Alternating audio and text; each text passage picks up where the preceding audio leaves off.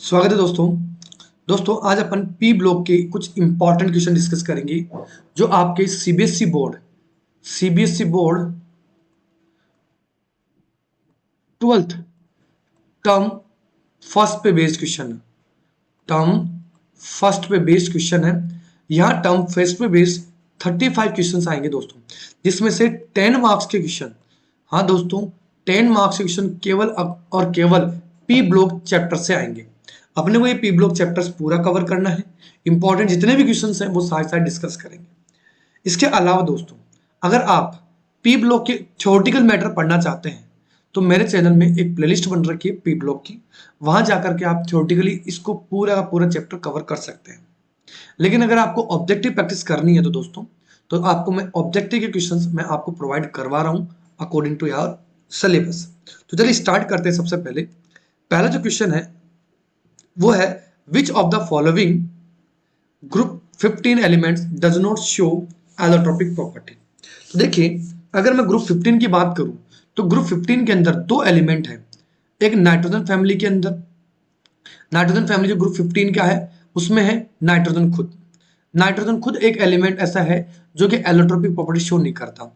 अगर मैं बात करूं 14 ग्रुप एलिमेंट की तो पीबी, दोनों क्वेश्चन बता रहा हूं दोस्तों। नाइट्रोजन फैमिली जो 15 ग्रुप का एलिमेंट है उसमें नाइट्रोजन एलोट्रोपिक प्रॉपर्टी शो नहीं करता है, और ग्रुप 14 में कार्बन फैमिली में पीबी एलोट्रोपिक प्रॉपर्टी शो नहीं करता है। ये एक इंपॉर्टेंट क्वेश्चन है। इसके बाद में बात करें नेक्स्ट क्वेश्चन, तो इसमें ऑप्शन ये है कि फॉस्फोरस शो करता है, एंटीमनी शो करता है, आर्सेनिक शो करता है, नाइट्रोजन शो नहीं करता। इसका मतलब इसका ऑप्शन एग्जैक्ट कौन सा आएगा? नाइट्रोजन, क्योंकि आपसे पूछा है does not show allotropic property. दूसरा क्वेश्चन है, which of the following elements can not involve in the D pi P pi bonding. तो देखिए, डी पाई पी पाई बॉन्डिंग की बात करें तो पी पाई तो अपन जानते हैं, डी पाई पी पाई में पी पाई तो जनरल जिसके पास पी ऑर्बिटल वैकेंट होगा वो पी पाई बॉन्डिंग बनाएगा। लेकिन अगर किसी के पास में टी ऑर्बिटल होगा तो वो डी बनाएगा ना। लेकिन अगर मैं सेकंड पीरियड एलिमेंट की बात करूं, सेकंड पीरियड एलिमेंट में जैसे अगर मैं बात करूं boron carbon nitrogen oxygen fluorine, इन एलिमेंट्स की बात करूं तो इनके पास तो डी ऑर्बिटल है ही नहीं। तो जाहिर सी बात है डी पाई पी पाई बॉन्डिंग बनाएंगे ही नहीं। तो अगर मैं कार्बन की बात करूं तो ये भी नहीं बना सकता, ये भी नहीं बना सकता, बोरॉन भी नहीं बना सकता। तो बच रहा कौन सा है? फास्फोरस, जो थर्ड पीरियड का एलिमेंट है जिसके पास में डी ऑर्बिटल अवेलेबल है, तो ये डी पाई पी पाई बॉन्डिंग का फॉर्मेशन कर सकता है। आगे क्वेश्चंस की बात करें दोस्तों, तो ये कह रहा है which of the following pair are isoelectronic and isostructural. तो आप क्या करें, सबसे पहले इसके आइसो इलेक्ट्रॉनिक स्पीसीज यानी आइसो इलेक्ट्रॉनिक को यानी आप इलेक्ट्रॉन काउंट कर ले दोस्तों। अगर आप इलेक्ट्रॉन काउंट कर लेंगे तो आपको पता चल जाएगा कौन सी आइसो इलेक्ट्रॉनिक स्पीसीज है। तो देखिए, कार्बोनेट आयन की मैं बात करूं तो कार्बन के पास में 6 इलेक्ट्रॉन, एक ऑक्सीजन के पास में 3 होते हैं, तो 24 हो गए 3 के पास में, और 2 इलेक्ट्रॉन नेगेटिव चार्ज इसलिए ऐड हो रहे हैं, इलेक्ट्रॉन को तो शो कर रहे हैं। तो 24 और 6 30 और 2 32 इलेक्ट्रॉन इसके अंदर आ रहे हैं। ऐसे नाइट्रेट आयन की बात करें तो नाइट्रेट में नाइट्रोजन के पास में 7 इलेक्ट्रॉन, 24 इलेक्ट्रॉन ऑक्सीजन के पास में, और 1 इलेक्ट्रॉन नेगेटिव चार्ज की वजह से। तो यहां पे भी देखा जाए तो 32 इलेक्ट्रॉन हो रहे हैं। तो यहां ये आइसो इलेक्ट्रॉनिक स्पीसीज है दोस्तों। ठीक है, अब आइसो इलेक्ट्रॉनिक के बाद में अपन ये चेक करेंगे कि क्या ये आइसो स्ट्रक्चरल भी है। तो देखो, कार्बोनेट आयन के अंदर सबसे पहले अपन हाइब्रिडेशन फाइंड आउट कर लेंगे।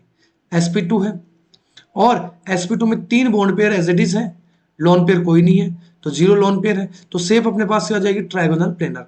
ऐसे अगर मैं नाइट्रेट आयन की बात करूं तो यहां पर वही sp2 हाइब्रिडेशन है, sp2 हाइब्रिडेशन में 3 बॉन्ड पेयर है। यहां पर जब बॉन्ड पेयर 3 है, लोन पेयर 0 है, तो शेप यहां पे भी क्या हो गई? Trigonal planar shape. तो यहां पे इसकी भी जो शेप है वो ट्राइगोनल प्लेनर शेप हो गई, और इसकी जो शेप है वो भी ट्राइगोनल प्लेनर हो गई। तो ये आइसो स्ट्रक्चरल भी है और आइसो इलेक्ट्रॉनिक भी है। चलिए आगे क्वेश्चन की बात करें, bond dissociation enthalpy of EH, जहां E का मतलब एलिमेंट्स है गिवन बिलो। ये बॉन्ड डिसोसिएशन एंथैल्पी है सबसे ज्यादा किसकी है? NH3 की। किसकी है? NH3 की सबसे ज्यादा बॉन्ड डिसोसिएशन एंथैल्पी है। इसके बाद में कह रहा है कि which of the following compound will act as a strong reducing agent. तो दोस्तों, रिड्यूसिंग एजेंट की बात करें तो सबसे ज्यादा रिड्यूसिंग प्रॉपर्टी SbH3 शो करेगा यहाँ पर। ठीक है, क्योंकि इसके बॉन्ड की लेंथ Sb और H की बॉन्ड लेंथ बहुत ज्यादा होती है। जब बॉन्ड लेंथ बढ़ेगी तो बॉन्ड एनर्जी अपने आप ही क्या हो गई? कम होती गई। तो ये इजीली क्या करेगा?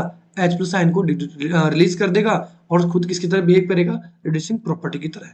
तो यहाँ आंसर हो जाएगा कि सबसे ज्यादा reducing property, strongest reducing property कौन शो करेगा, Sb(S3) करेगा। चलिए क्वेश्चन नंबर 5 पे आ जाते हैं दोस्तों। What is the valence cell electronic configuration of group 15? तो ग्रुप 15 का सिंपल सा आंसर है NH2NP3 होता है। The range of the common oxygen state shown by phosphorus. देखिए फास्फोरस की बात करें तो -3 भी शो कर सकता है और +5 भी शो कर सकता है। ये लीजिए -3 से लेकर के +5 तक। विच of the following element is a metal?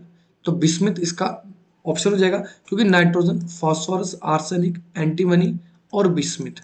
देखिए ये तो क्या है, मेटलोइड है, ये नॉन मेटल है, और बिस्मिथ क्या हो गया, ये अपने पास metals. Maximum covalency of nitrogen. तो नाइट्रोजन देखो NH3 बना सकता है और NH4 प्लस भी तो बना सकता है, यानी कोवेलेंसी यहाँ कितनी शो कर सकता है, और शो कर सकता है। ऐसे अगर मैं बात करूं नेक्स्ट क्वेश्चन नंबर 9 की, इंपॉर्टेंट क्वेश्चन है। Aluminium do not dissolve in concentrate nitric acid. क्या होता है कि एल्यूमिनियम और क्रोमियम, ये दोनों की दोनों मेटल्स अपने चारों ओर एक ऑक्साइड की एक लेयर बना लेते हैं दोस्तों। किसकी, और एक ऑक्साइड की लेयर बना लेते हैं जो कि एक प्रोटेक्टिव लेयर की तरह काम करते हैं। जब ये प्रोटेक्टिव लेयर बन जाती है तो ये आसानी से नाइट्रिक एसिड में डिसॉल्व नहीं होते। तो ये कह रहा है because it has a protective oxide film over its surface. तो ऑप्शन बी इसका यहाँ करेक्ट हो जाएगा। Brown ring test is usually carried out to test of the presence of nitrate ion. NO3- ion का टेस्ट होता है। इसके दो बच्चों मैंने एक वीडियो लेक्चर, पूरा का पूरा वीडियो लेक्चर ब्राउन रिंग के ऊपर भी बना रखा है, आप चाहें तो उसको देख सकते हैं। ठीक है, चलिए क्वेश्चन नंबर 11 की बात करते हैं। Oxidation state of nitrogen in N2O3। तो ये हो जाती है दोस्तों +3।